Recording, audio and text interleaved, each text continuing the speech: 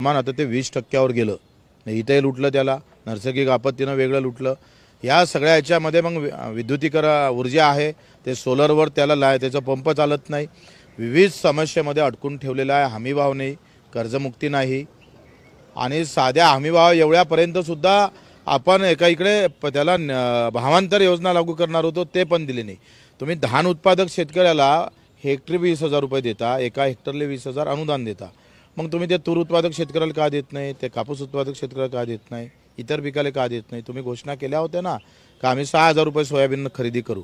आज सोयाबीन 15 दिवसांना हाती येतं. आज सोयाबीनचे भाव मार्केटमध्ये 3,500 आहे. कशी आत्महत्या होणार नाही? मी काल गोंदियाकडे गेलो. गोंदियाच्या धान उत्पादक शेतकऱ्याचं सगळ्या डुकरानं खलास करून टाकलं शेत. 1 क्विंटल 5 एकरात धान भेटला आणि त्याचे पैसे मेल्यावर भेटले, आत्महत्या केल्यावर. अतिशय उदासीनता आहे. या देशात शेतकऱ्याला काही महत्त्व नाही. तो ओबीसी म्हणून, मराठा म्हणून, दलित म्हणून, हिंदू म्हणून, मुसलमान म्हणून उभा राहिला तर त्याला किंमत आहे. जातीय व्यवस्था व्यवस्थित बोकाळून ठेवली आणि शेतकरी या व्यवस्थेमध्ये मरता इतकंच करा. ओबीसी उपसमितीची काल बैठक झाली आणि या बैठकीमध्ये जर आपण पाहिलं तर छगन भुजबळ आक्रमक झाल्याचं पाहायला मिळलं. त्यांनी जर GR मधल्या काही शब्दांवर आक्षेप घेतला जो जरांगेंची हाती दिलेला आणि त्यामुळं स्वतंत्र बैठका आता मराठा उपसमितीची आणि ओबीसी उपसमितीची पार पडलेली आहे. आता ते कॅबिनेट मंत्री आहे, उपसमिती आहे, त्यांनी सुचाव करावं ना जे काय असेल. माझं काय मत आहे का यामध्ये किंतु परंतु राहिलं कामा नाही. या सगळ्या भानगडीमध्ये महाराष्ट्र हरपळून निघाला नाही पाहिजे, जातीयता वाढली नाही पाहिजे, याची काळजी दोनही पार्टीकडून घेणं गरजेचं आहे. काल उद्धव ठाकरे आणि राज ठाकरेंची जवळपास 2 तासांपेक्षा अधिक वेळ त्यांची चर्चा झालेली आहे. आगामी निवडणुकीच्या पार्श्वभूमीवर या चर्चेला महत्त्व आहे. मला वाटतं तर काय समोर काय चित्र काय अजून मी सांगतोय. या देशामध्ये काय उलथापाथल होईल, कोण कोणाकडे जाऊन बसन, काही सांगता येत नाही.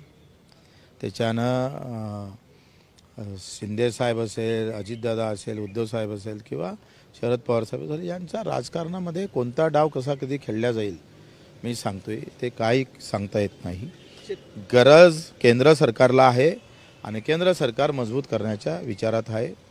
एवढंच त्याच्यातून निष्पन्न होईल. जे काही होईल ते केंद्र सरकारच्या सोयीचं राजकारण होईल. राज्यातलं महाविकास आघाडीतलं कोणी पाठिंबा देणार आहेत का मोदींना असं तुम्ही काय तर मी तर 10 डाव सांगितलं. कधीही होऊ शकते आणि काही होऊ शकतं. कोण पाठिंबा देऊ शकतो ते वेळ येईल ना सांगन मी.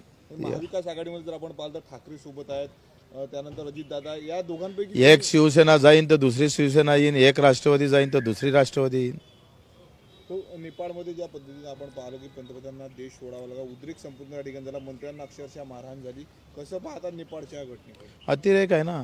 कसं आहे, कुठलंही सरकार जेव्हा अतिरेक करतं आणि जनसामान्याच्या भावना समजून घेत नाही, तीच व्यवस्था भारताच्या आहे त्याच याच्यावर आहे. हे हुकुमशाह पद्धत थांबवली पाहिजे. लोकशाही ही बाबासाहेब आंबेडकरांनी जे घटना दिली आणि त्या घटनेतून लोकशाही जे आम्ही पाहतोय त्याला सोडून जे काम करण ते हाल असेच होत आहे आणि इथे तेच शक्यता आहे. शेतकरी आंदोलनात तुमच्यासोबत सातत्याने उभा असणारे महादेव जानकर म्हणाले की वेळ आल्यास महाविकास आघाडीसोबत देखील जाऊ शकतो संधी आली तर. तो त्यांचा प्रश्न आहे व्यक्तिगत. चला एक मिनिट अजूनपर्यंत कर्जमाफीसाठी जी समिती गठन झाली नाही, म्हणजे पहिल्या अधिवेशनाच्या आधीच आम्ही समिती गठन करून मुख्यमंत्री सांगितलं. बावनकडेला विचारला पाहिजे. त्यांनी मोठ्या जोरजोरानं बोंबलून सांगितलं होतं का आमची समिती तयार झाली, अध्यक्ष ठरला, आता ते बाकीचे ठरवणार. म्हणजे तुम्ही ओबीसी मराठा याच्यासाठी एका दिवसात समिती, त्याच्या लगेच बैठकी सुरू होते आणि शेतकरी सगळ्याच जातीत आहे, त्याची एक बैठकही नाही. म्हणजे तुम्ही किती उदासीन आहे शेतकऱ्याबद्दल हे स्पष्ट आहे. शेवटला प्रश्न, भाजपचे नेते आहे मंत्री गणेश नाईक आणि शिंदेमध्ये वाद सुरू आहेत. ठाण्यामध्ये महायुतीमध्ये 2 पक्ष आमने सामने येतात, कसं पाहता? आता ते आहेच, व्यवस्थित प्लॅनिंग आहे त्याच्यामध्ये.